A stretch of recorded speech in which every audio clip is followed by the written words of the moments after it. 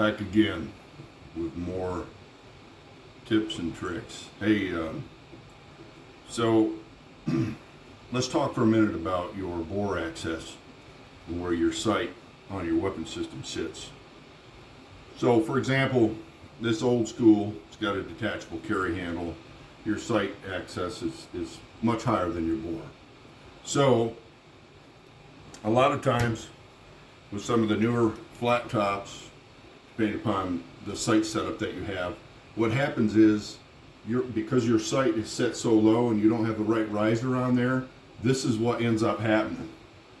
You see a lot of dudes doing this. They'll put the buttstock up high on their shoulder.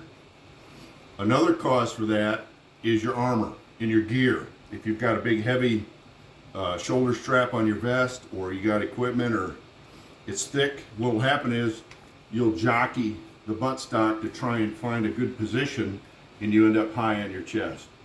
So usually what it is a combination of both. It's usually a combination of your sight access or your riser is not correct, so you're sitting too low on the receiver with your sight, or you've got a big bulky armor on and you're trying to find a sweet spot for that. Everybody's built differently, right? So some dudes got long necks, some dudes have no necks. So it changes. Your weapon system, your setup is like your boots. Everybody has their own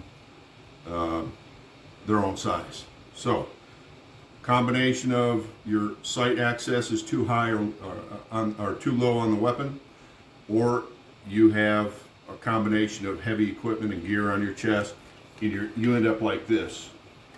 You end up high on your shoulder, as opposed to this. Now, one thing I have found over the years that helps me a lot is if I ended up with heavy gear on and heavy vest, and I ended up doing something like this, and I want to get more of a solid cheek weld or spot weld on my weapon, I will simply, look at me, I feel like the prosecutor in Kenosha. I'm going to move this buttstock inward a little bit further underneath my right eye.